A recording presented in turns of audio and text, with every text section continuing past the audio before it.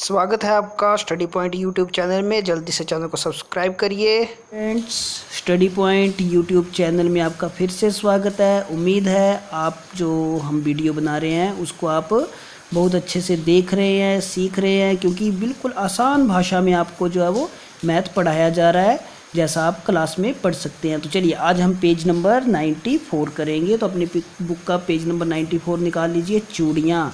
तो एक सलाख पर 18 चूड़ियाँ हैं।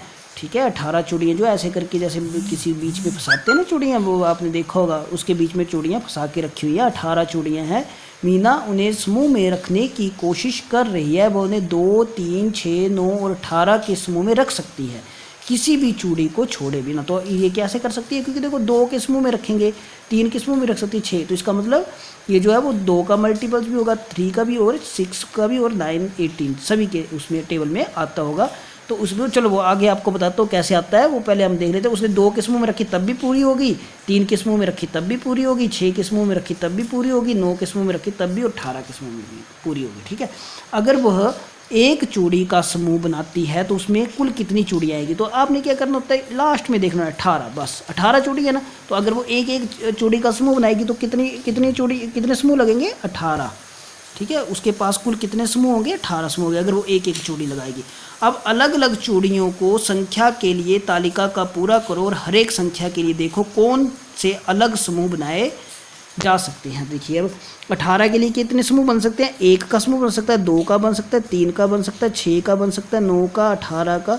ठीक है, तो 24 के लिए कौन कौन सा समूह बन जाएगा, 1 का, 2 का, फिर 1 के टेबल में भी 24 आ जाता है, 2 में भी आ जाता है, फिर किस में आ जाएगा, 3 के टेबल में।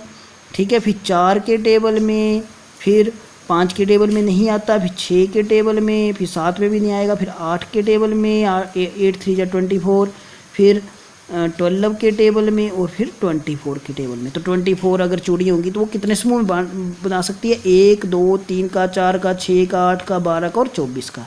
ठीक है, और 5 अगर उसके पास 5 चूड़ी होती तो वो 1 का समूह बना सकती है, 5 का बस, क्योंकि 5 तो और किसी से डिवाइड ही नहीं होता है। अगर उसके पास 9 चूड़ी होती तो वो 1 का समूह बना सकती है, 2 का नहीं बना सकती, क्योंकि ये 9 जो है वो सम संख्या नहीं है, ये विषम संख्या है। 3 का समूह बना सकती है और फिर 9 का। 7 होगा तो वो भी सिर्फ 1 और 7 का बना सकेगी। अगर 2 होंगे तो भी वो 1 और 2 का बना सकेगी। और 10 होंगे तो वो 1 का, 2 का और 5 का, क्योंकि 10 जो 1 के टेबल में, 2 के टेबल में और 5 के टेबल में ही आते हैं। अगर 1 होगा तो सिर्फ 1 का ही बनेगा। 20 होंगी तो 20 चूड़ी होंगी तो 1 का, 2 का, 3 में भी 20 नहीं आता, 4 का, फिर 5 का, फिर 6 में भी नहीं आता, 7 में भी नहीं आता, 8 में भी नहीं आता, 9 में भी नहीं आता, फिर 10 का और फिर 20 का। अगर 13 होंगी तो वो 1 और 13 का समूह ही बना पाएगी, क्योंकि वो 13 जो है वो और किसी से भी भाग नहीं होता है, 1 से होता है या 13 से होता है। अगर 21 होंगी तो 1, 3 और 7 और फिर उसके बाद 21।